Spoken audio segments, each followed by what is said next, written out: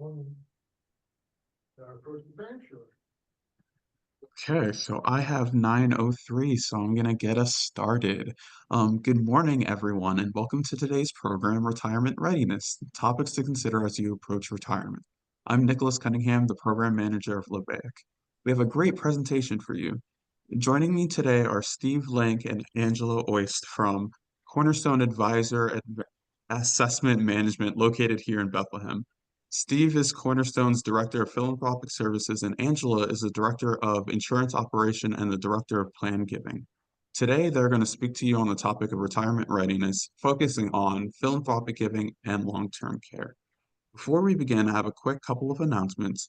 We will be taking questions during the presentation, so as you have them, please put them in the chat, and we will answer them as we go and toward the end of the presentation. And just so you're aware, we will be recording this session. And with that, I'm going to turn everything over to Steve and Angela. Please go ahead, Steve and Angela. Thank you and good morning. I hope everyone is well today. And we do encourage you to ask questions. This is an opportunity to provide you with information.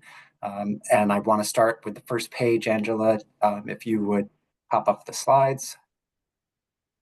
Absolutely. Can you see that okay? I can. Let me do that.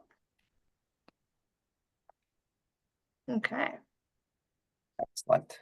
So just to start, full disclosure and disclaimers, we are not providing legal, tax, or investment advice during this session. This is really to give you an opportunity to think about the questions that you want to process before you sit down with professional advisors to do your planning. Many professional advisors are paid on an hourly basis, like estate attorneys. So going in, having thought through a lot of these questions will help you financially in terms of the cost of whatever you choose to do.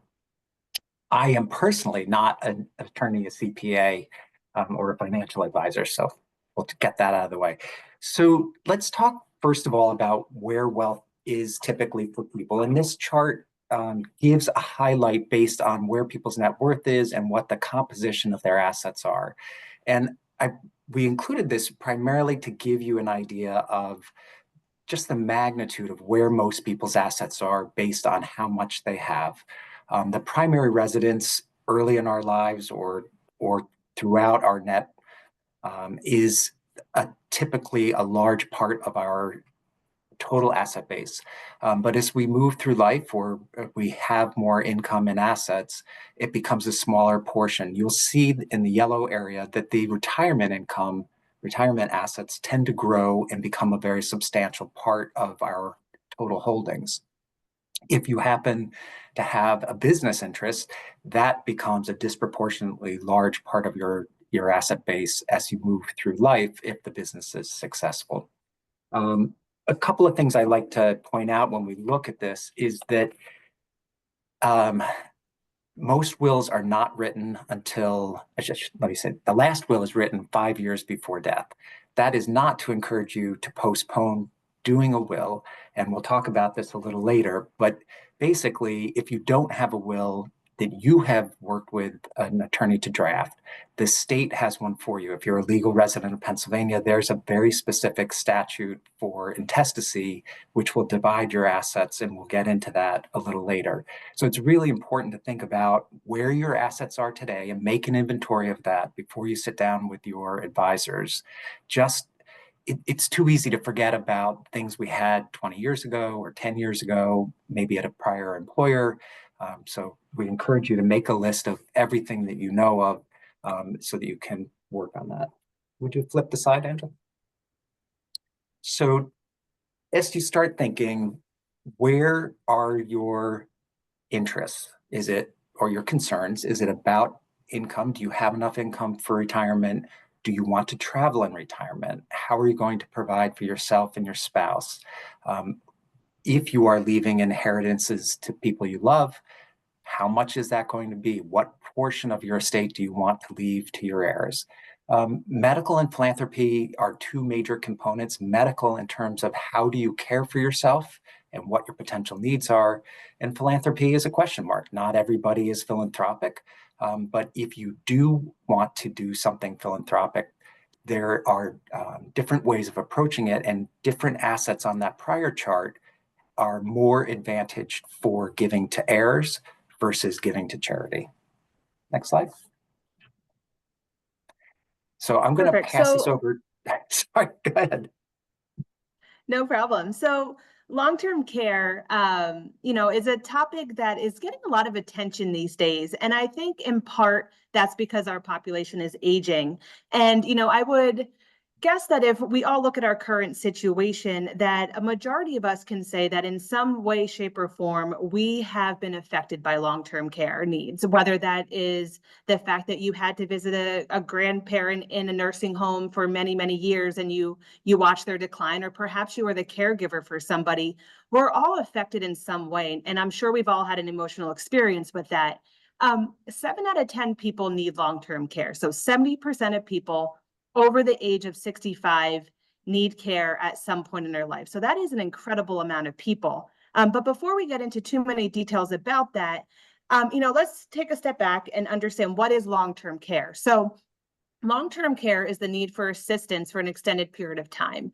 And this can be done in a multiple settings. So, I think oftentimes we think of long-term care as an older individual in a nursing home, but there's other forms and other settings such as assisted living, adult daycare.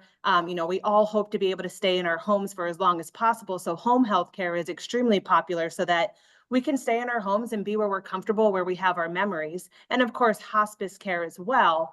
And something to keep in mind is that our need for care and to what extent we need it evolves over time. So you might start out as needing care just a little bit. So adult daycare, just to give your spouse, for example, some reprieve during the day. And then that can escalate to assisted living. And then, later on in life, we often are unable to do a lot of things on our own and would require a nursing home facility. And the biggest thing to keep in mind here is that there's certain trigger events that would require us to need long-term care. On the physical side, it's called activities of daily living. And these are things that we honestly take for granted every day. It's things that we do without even thinking about it: bathing, eating, dressing, using the bathroom, continence, transferring. And if you are unable to perform 2 or more activities of daily living, your doctor would then say, you know what, you do need long-term care. It's time to take a look at, a solution for you and a plan. On the other side, there's also cognitive impairments. And these are things such as memory loss, Alzheimer's, and dementia. And the number of people needing cognitive assistance is really on the rise. And the sad part is that you typically need cognitive assistance for a longer period of time than physical assistance. So really understanding what we can do to either help ourselves or a parent is super important.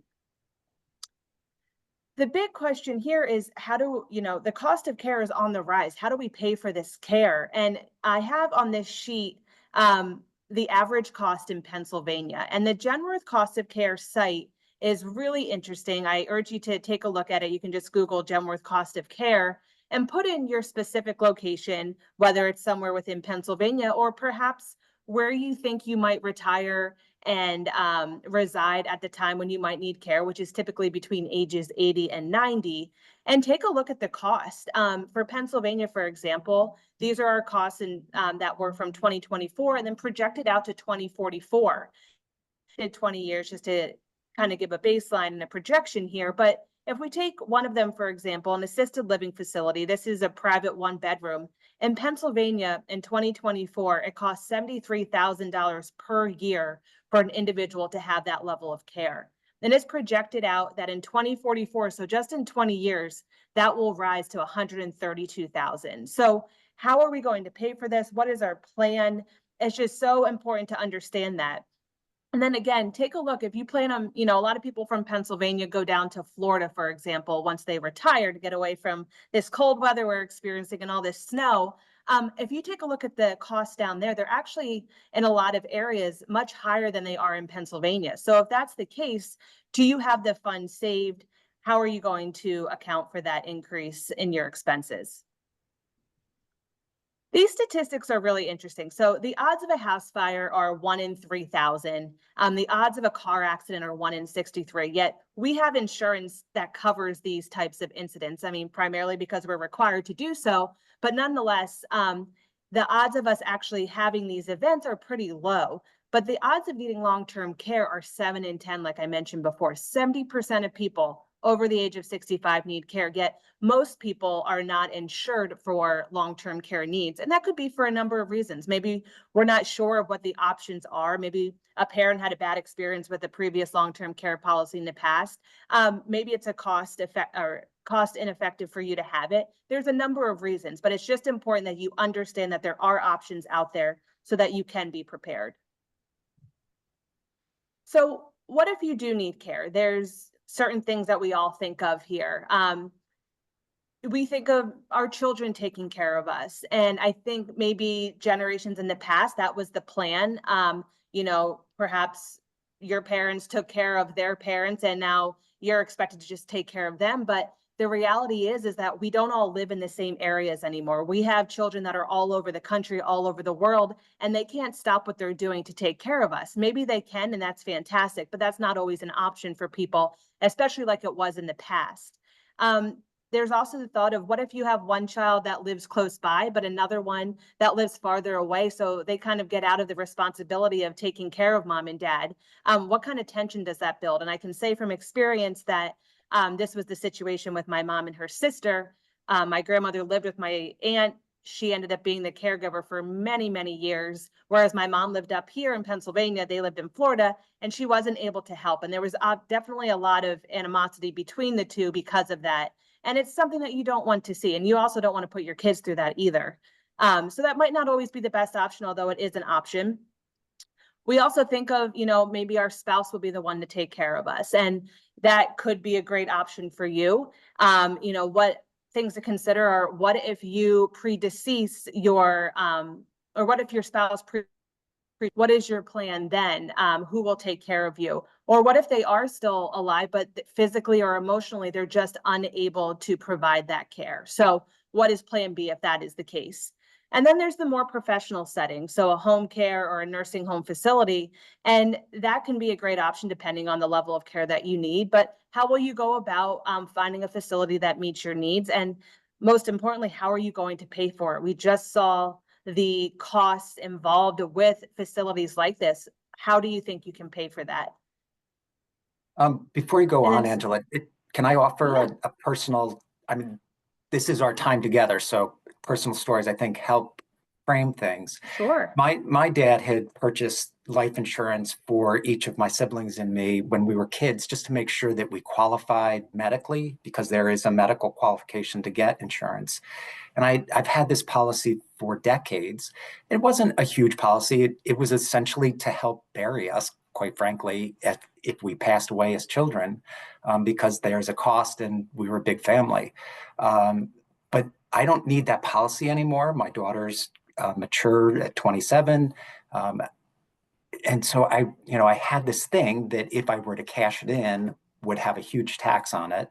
And thank you, Angela, for walking me through and making me aware of the various long-term care options. Because my experience was they had been very expensive and a number of companies had gone belly up.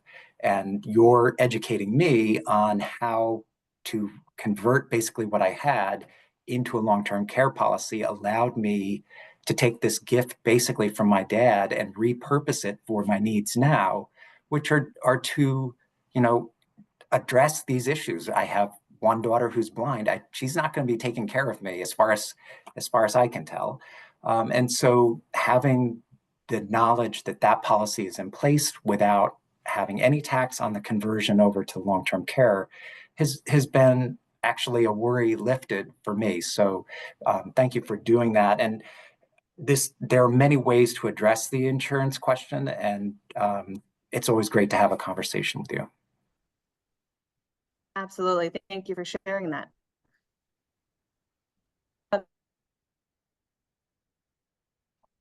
Your mic is not working, Angela. And if it's humanly, and it's just important.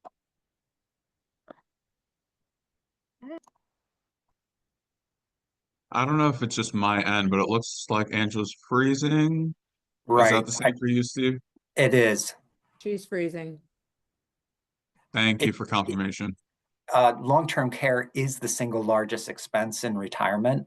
The average person spends no more than about 4 years. Obviously, there are extreme examples where people with dementia, Alzheimer's, go for many more years than that.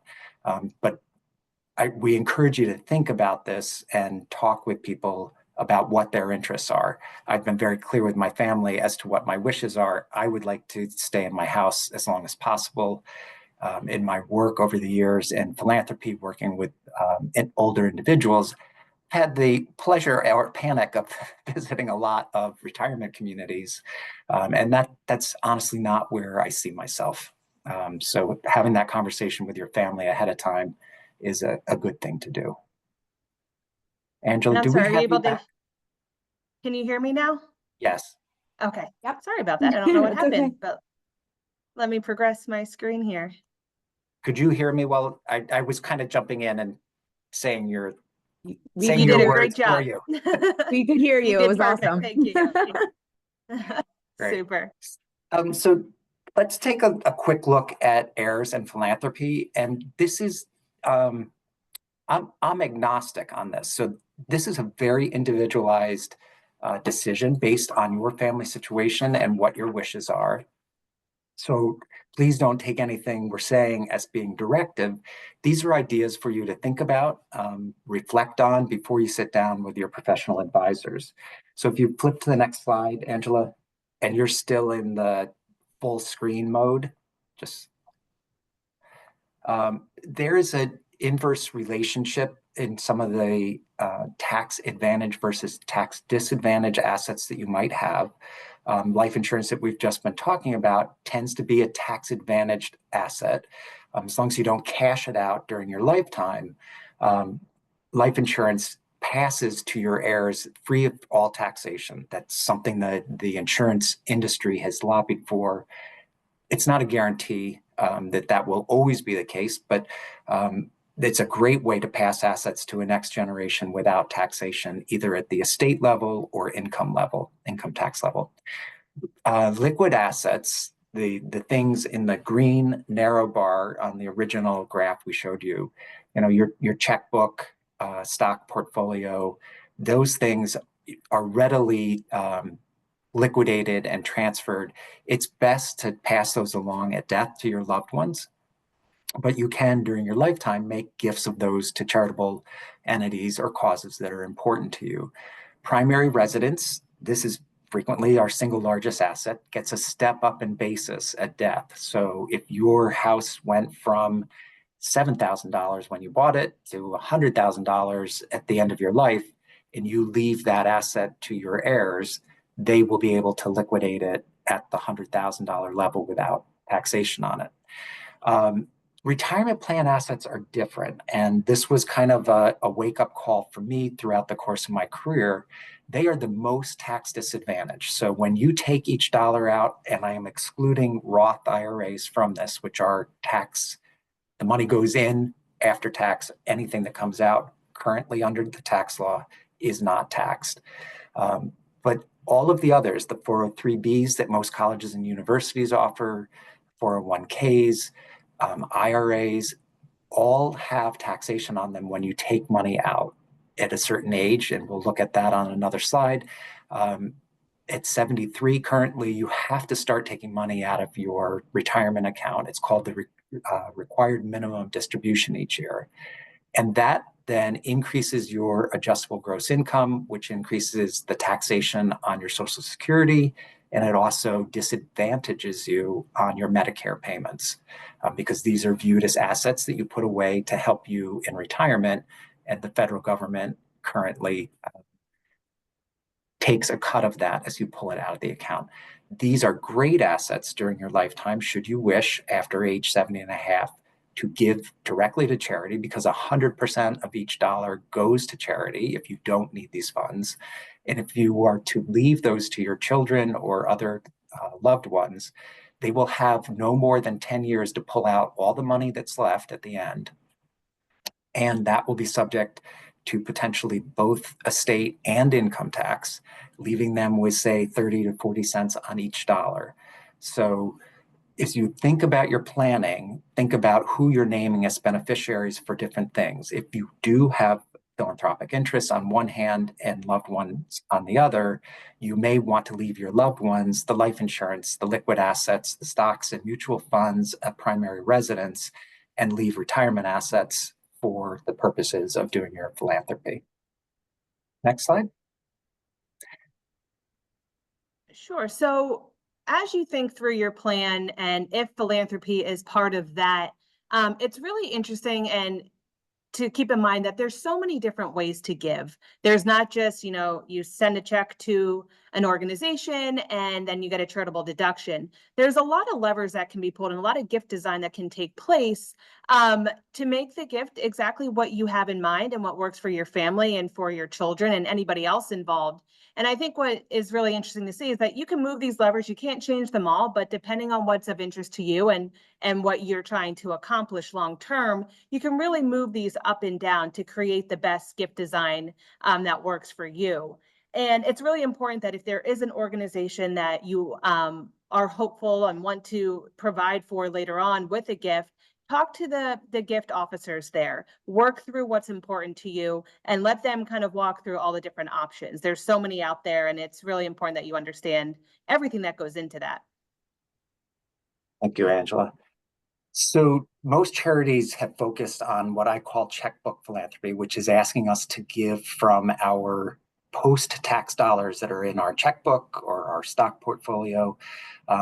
Those are actually the most costly ways. Checkbook giving is the most costly way to give. If you do have philanthropic interests and you have appreciated securities, the appreciated securities are basically the better thing to give to charity because you avoid paying the capital gain tax on that. Your heirs will get 100 cents on the dollar, as we just talked about on the prior slides. You can give during your lifetime on an annual basis in 2025, $19,000 to any individual. And this is an effective way if you are concerned about estate tax to bring your taxable estate down. I caution you, and I think most people are readily aware of this, you want to be taking care of yourself first and your spouse or partner to make sure that you have the resources you need. But at a certain point, if you are comfortable enough and know that you have the resources you need, one way is to start giving what's called the gift exclusive annual gift amount that is not subject to gift tax to your heirs during your lifetime. It allows you to do two things. One is reduce what you have in your estate. Two, it gives you an opportunity to see how your heirs are going to use those funds, and that may affect what you want to do with the bigger nut at your passing. Funny, not funny story. So my dad at 95 was resistant to the idea that he should be doing this. My brother and I were his co-executors. Full disclosure, I'm the last of 6 children, and my co-executor brother was the second to last. And he kind of looked at it, he's going, I'm not sure how some of your siblings might use those funds, and I don't know that I want to, do that. And we're like, well, so what do you think is going to happen in, I don't know, 2-5 years from now, when you are not here? Wouldn't you rather have the opportunity to see how they utilize that? Wouldn't you like to have the joy to see how they're going to utilize that? So there are different ways of approaching these conversations. They are individual. I just encourage you to think about them, discuss them with your spouse, and then when you make your decision, do involve your loved ones so that they know what your wishes are. It is hard to control things from the grave, although many people like to try and do that.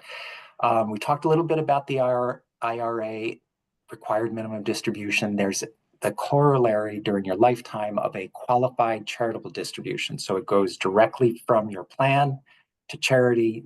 Don't take it into your adjusted gross income because that will be subject to taxation. Paid up life insurance makes a great gift if you don't need it and you're not looking to convert it to a long-term care policy or something like that. You can give that to charity. You have no tax impact other than getting a tax deduction for the fair market value of that. The tangible personal property is a different topic, and this is one where there's a lot of emotion and sentimentality attached to things. And I encourage you to think carefully about that. This is where many families get into conflict. You got mom's, antique bread bowl, or you got the jewelry.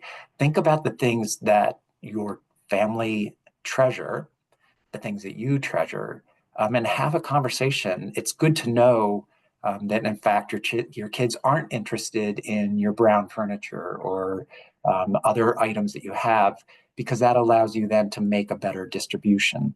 There are ways that you can do it afterwards, and I have nearing the end of settling my dad's estate. But if you have these plans and you talk about them in advance, that's a better way to go. Stock and closely held business is more complex. I'm happy to talk about that. There are very tax efficient ways to transfer ownership to another generation. And if any of you are in that situation, please reach out. I'm happy to just have a conversation to better prepare you for a conversation with your professional advisors. So I kind of want to make this toward the end of our conversation. This is just a quick slide, which you'll now have charitable gift options with Secure 2.0. That's the congressional act that changed how we treat retirement plan assets. And I came to Lehigh in 92, if my memory is working correctly. And at that point, they had already made the conversion to a defined benefit plan. So, a defined contribution plan. So you put in a certain amount every year, the university matched a certain amount, and there was no pension for people my age. So I don't know the ages of everybody on the call today, but some of you may still have a legacy pension plan and then your defined contribution plan. You can give this year up to $108,000 to charity without any taxation. You don't get to count that as a charitable gift from an income tax deduction standpoint, but it doesn't have any negative impact on you. This is indexed, so it will be going up each year. You will be required as of 2033 to take your required minimum distribution at age 75. Many people like to defer it as long as possible if they have other resources to live on. The last column, the third column, is an option that is there. I just want to make you aware of it. I'm not a big proponent of it. There are life income arrangements where you can transfer money out of your tax disadvantaged retirement plan and set up a gift with charity to produce an income stream for you.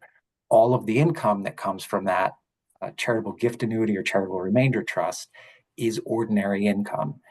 The reason I'm not a big fan of them, there's a $54,000 cap on it, which means a charitable remainder trust typically should be $150,000, $250,000 minimum to set up because of the administrative costs. So really, in my mind, it's only an option as a charitable gift annuity. I'm happy to talk about how charitable gift annuities work if you'd like that information. I personally have set them up on a deferred basis at Lehigh and a couple other institutions. In one case, to help a sister who has needs. In another case, I realized this is probably a good alternative investment for me to be funding my scholarship at Lehigh over a long period of time, where I have the potential to receive income if I find that I need it in retirement. All right, so let's talk about unintended consequences and shifting sands. My father passed away at age 97, and 3 months after his death, my 65-year-old GI Joe Army brother dropped dead. My dad had a will and all of his documents in place. My brother, who I'm sure thought he was invincible, did not have a will, and he didn't have a medical power or any of the other documents that are really valuable to set up with your professional advisors. The consequence, the unintended consequence in New York State, where he was a legal resident, was that without a will, like I was talking about earlier in Pennsylvania, there's a New York State statute for how your estate is distributed. 50% of his estate went to his high school sweetheart and wife, now his widow. The other 50% in New York State gets divided by your blood children. In his case, he had one son, age 20, who had just enlisted in the Navy. I don't think my brother Bruce had any intention that 50% of his estate would be going to a 20-year-old instead of supplying his widow with support during her retirement. So I encourage you to think carefully, make sure you get your documents in place. There is no time like the present. Review your documents at least once a year by yourself. You don't have to go to a professional advisor every year.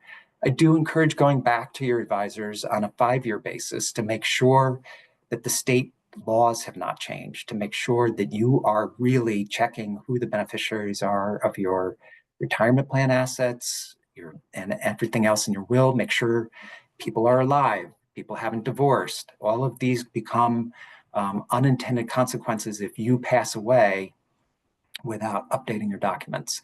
Shifting sands, we're seeing it today. The tax law changes on an almost annual basis. So I encourage you to review and make sure that your documents are still going to have the impact that you expected. And outsmarting myself, I can create very complicated ideas in my mind about how to structure things to squeeze the most out of the tax code as possible. But the reality is, when we make it super complicated, it is very easy to get tripped up in a subsequent tax change. And the later we get in life to the long-term care that Angela was talking about, if we lose our mental capacity, or it's diminishing, and we don't take those active steps of reviewing, we can find that our will that we set up really does not maximize what is available to us. We are not required to pay more than we're required to pay. So it's good to keep up with that. For giving philanthropically, 80% of all philanthropic gifts are simple bequests at death. You can write somebody in for a percentage or a specific dollar amount. My recommendation, and talk with your advisors, is to use percentage basis for everything. If the stock market drops, as it has in the last couple of weeks, suddenly, and that happens to be when you pass away, you want to keep everything in proportion. You don't want a specific bequest amount to suddenly become disproportionate to the other people you wish to benefit. Again, echoing Angela, I have many work wives. My apologies. Please keep in mind and have an open mind to having a conversation with the organizations, the charities that you are thinking about supporting, so that you can have a dialogue. They can offer counsel as to whether what you're thinking about doing is overly restrictive or whether it's going to be effective. You can put in cascading language in your documents that if the purpose that you've designated is no longer necessary. For instance, somebody leaves a huge endowment that's providing scholarships to all students at your institution, if that's where you're leaving it. You want there to be a backup in how you want those funds utilized. We can provide sample documentation, sample language, if that's something you'd like to see. And I think, so you've probably gathered these questions over the course of our time. What is the right level of inheritance to leave? That all depends on what your assets are and what you want to accomplish and what the needs are of the people that you love. Are they prepared to handle that inheritance? And if they're not, what are the vehicles you can set up in advance to protect them? One of the things that I've heard in many living rooms for Lehigh alumni, Georgetown alumni, Bach Choir, people are worried about putting a target on the back of the people they love by leaving a big bequest, whether that impacts potential partners that your children or loved ones may come to marry, whether that's putting a target on the back of a surviving spouse. There are ways to deal with this to make sure that the person you love is going to get the assets in a way that they are protected. So just on quick close on disclaimers, again, we are not providing legal or tax or financial advice. This is all about generating ideas for you in your planning. And I apologize, we were going to pause for questions. Were there questions? I do see a couple that came through that I can ask if that works for you, Steve. Sure. The first one I think goes to you. It says, I've heard people talk about essential documents that they should have in place. What docs do you suggest? Well, very definitely a will. That's the starting place. But a power of attorney, a medical power, if we don't have the capacity to speak for ourselves, but we have very specific wishes on what we want or do not want to happen in a medical emergency, that's really important to get documented, because the medical establishment will do what they're required to do, which is to preserve your life as long as possible. If you don't wish to be resuscitated, you need to have a do not resuscitate provision in your medical powers. In addition to these three, I would have a letter to your loved ones. A will is a very legalistic document. It's hard to put warmth into a will. This was a thing I did with my dad for my one sister who has special needs. Having her assets in trust for her was the right thing to do. But having her learn that in a will document would be damaging to both my brother and I as her trustees, but to the whole family. And so I really encouraged him to have a conversation, and he didn't feel comfortable doing that. And so I encouraged him to put it in writing. And I ended up writing it for him based on what he was sharing with me as a draft. And he was a Lehigh engineer. He said, well, you got it mostly right, but he wanted to tweak it. She never got the letter from him directly. She got the draft from me that I was able to convey was his wishes, but it wasn't perfect, as most engineers want a perfect document. So just these are things that I would encourage you to think about. Also, the distribution of the material items you have that multiple children or multiple loved ones might want to have. My mother started putting masking tape on the back of specific things she had, intending them to go to specific people. If you have a great family, they will all honor that and it will go that way. I've seen too many families where that is not the case. So having a conversation and telling people publicly, that fish platter is going to Kathy Link. These are important things to do, and they set expectations that hopefully create a clear coast after your passing. Thank you, Steve. There's a couple more that came through. How and where do you look to find an advisor to help you set up the proper documents? I'm happy to have a conversation. Obviously, I'm not qualified to do any of those documents. I would encourage you to get 3 recommendations. Ask friends and family who they have used in your local vicinity, and then interview them. You don't have to take the first person you meet. Make sure it's a good fit personally. Storytelling, we ended up firing my father's long-standing estate attorney because we felt like he wasn't doing he was moving into retirement mode himself. He was not diligent about getting back to us on information. We think they really missed some really important things between the CPA and the estate attorney. You want all of these professional advisors to be able to work together because they need to work together as a team. So you want a collection of people who won't just say yes, who will give you thoughtful reflections and alternative options so you can make the best decision for you. Perfect. A few more here. I'm sorry, bar association would be one place to go, but I trust the people you trust, and I would ask for recommendations. Absolutely. This question says, my understanding is that long-term care policies are really expensive, premiums keep rising, and the benefits aren't guaranteed. Has anything changed to make them more affordable and likely to be there when I need access to the policies? So I can take that one, Steve.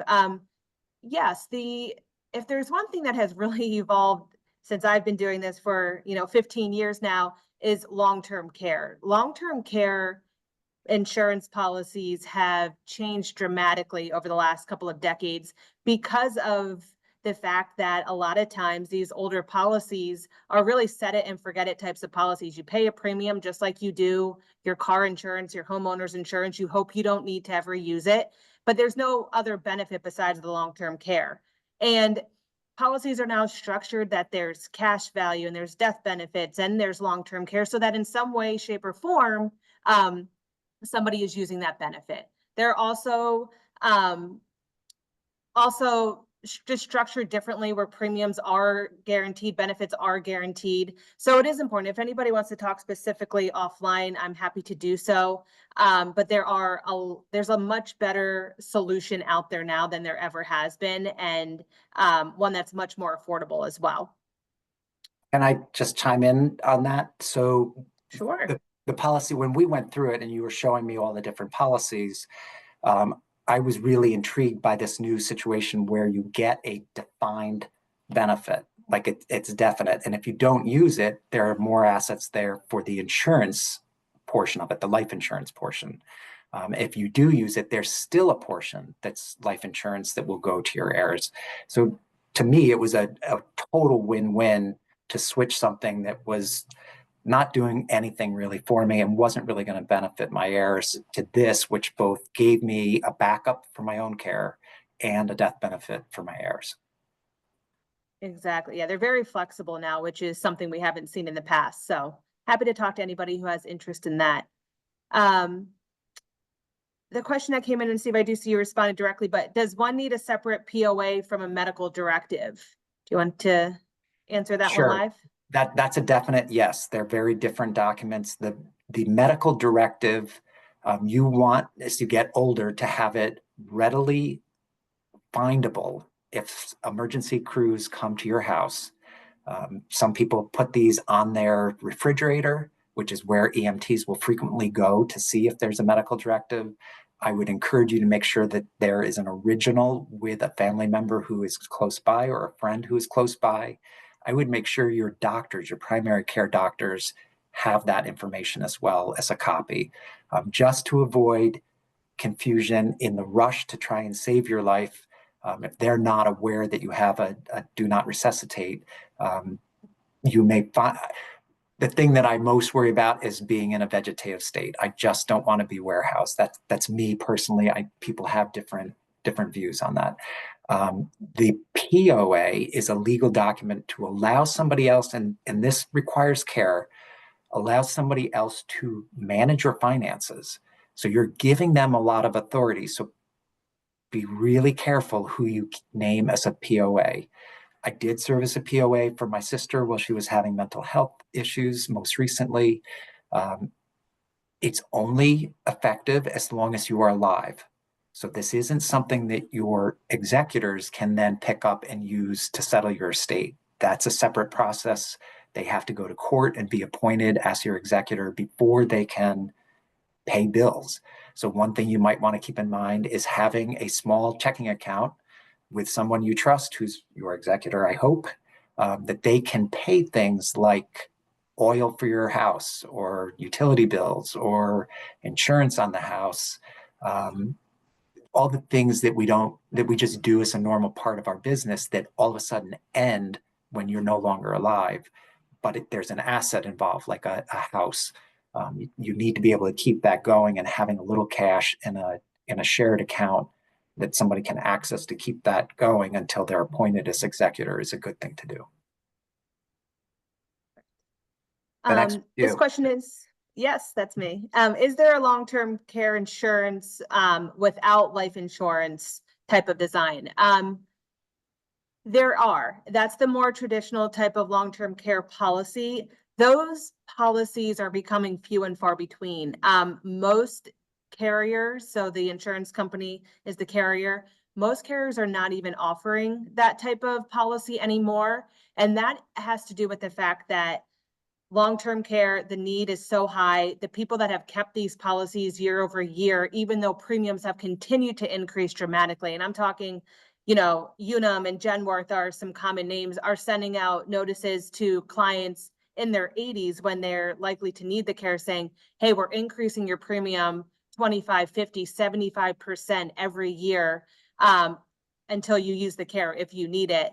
And you can either increase the premium or I'm sorry, there's no benefit to you. So a lot of those carriers are actually getting out of the business. I don't want to say they've gone bankrupt, but they're no longer offering those types of policies anymore. So it's difficult to actually find a carrier that would offer a traditional type of long-term care policy without life insurance. I will say the life insurance portion, depending on how you design it, of course, of a long-term care policy is pretty small. So it's just an added benefit. So even if you don't have heirs, it's such a small amount that the long-term care bucket of the policy outweighs the death benefit. So I would still urge that type of design, but are there other designs out there? Yes, there are. A couple additive things if I can. So the policy you helped me set up, part of it was paid for with the value of the insurance policy I converted. But I can also use a health savings account to pay the premium on a portion of that, which makes it easier as well. And it was a 5-year commitment, and then I know that those assets are there. Right, exactly. The other question I see here: what are the pros and cons of notifying heirs and charitable organizations of my philanthropic plans? So this is a sticky wicket, and I think many people struggle with when and if they tell their living heirs what is coming to them, for fear that they will, spend money in advance, or they won't work as hard. I think, having a conversation when you have mature heirs is helpful. You don't want to create an awkward situation, but yet at the same time, if they don't understand what your wish is, like, I really hope you use this to travel, to, gain your education through travel. Or I really hope you'll use this to, send your kids to college. These kind of conversations don't get conveyed on a beneficiary designation form for your retirement plan assets, your life insurance, your will. But those are things to have, I think, in a side letter, if not an actual conversation. In part because if there's a conversation, and this applies to the charities as well, you have a two-way dialogue. Charity can tell you, Steve, your restriction on your scholarship that it has to be a blue-eyed, blonde-haired male isn't legal. So, don't put that in your will, because then we can't accept your gift. Or we'll have to go to orphans court to ask whether they will override restrictions that you can't have on a scholarship fund. It's also good just to understand what the charity sees as their main need. So in both cases, it's worth having a conversation. You may find that an heir might say, that's really wonderful that you're leaving me all this money down the road, but my real need right now is to pay for education for my child, or whatever the case is. Perfect. Thank you. That's the last question I see, Steve. There's anybody have any other questions? If you want to throw them in the chat box, or if you want to unmute and just ask, that's fine as well. Absolutely. Hi, I was late to the Zoom because I had a student in here. No Shelley worries. from That was Sorry. a priority. Is there any way that we can, are you guys with the life insurance and stuff? Are you part of the LVAIC conferences? I missed the whole introduction, so I wasn't trying to be rude and ask midway through that we could sit and talk with you, or do we have to go through our TIA or our HR? I just wasn't sure. You can absolutely reach out to us directly. We are a part of Cornerstone Advisors Asset Management in Bethlehem, Pennsylvania. So we're an independent firm that, works with a bunch of the colleges and universities in the area. And we're happy to speak with you directly. And we can, I don't know if our contact information is anywhere. I can put my email address in the chat box if anybody wants to put that down. And my phone number as well. And I'm happy to have conversations with anybody who would like to. Awesome. Thank you. And likewise, You're very welcome. I'm happy to talk with anybody who's thinking, if they have philanthropic interests. I spent 30 plus years at Lehigh and Georgetown and St. Luke's Hospital. And this is my passion chapter of helping people kind of think intentionally about what they want to do, and to do it in a way that is going to have the impact they want to have. Angela, thank you very much. I appreciate that. Nick, a quick question. Will the slides be going out to all participants so that they have the slide deck? Yes, I was going to say, if your contact information is on the slide deck, we do share out the slides, so we'll have access to that there as well. I just couldn't recall if your contact information were on your slides. I'm looking right now. Our names are there, but I'm not sure that we have our telephone. Well, if you want to give me an updated one after this, I can definitely, once again, when we send everything out, we can make sure that your contact information is out there. So it's very clear that you're welcoming anyone to contact you, even if like they're unable to join us for this session kind of thing. And if I can say, Absolutely. one of the reasons I joined Cornerstone after retiring from Georgetown was their transparency. So if you simply want to have a conversation, there's no obligation. And this is a way to help people become better educated to prepare for their future. So use us if you wish. Thank you. It was really informative. Great. We'll was be in gold. touch. Nick, is there anything else housekeeping wise that we need to do? Yes, I was gonna say, I'm not seeing any more questions. So like, I mean, we still have a few minutes left. So if anyone has any questions, please, we still have a few minutes. But I just wanted to thank Cornerstone, especially Steve and Angela specifically, for such an informative presentation. Thank you all for attending and for your questions. We hope you found this program valuable. I'm gonna draw now.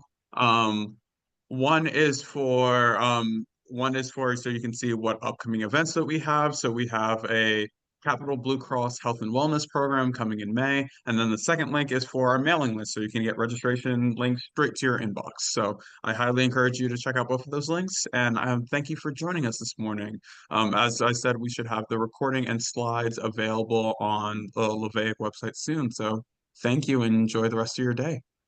Thank you. Thank It's a you. pleasure, Nick.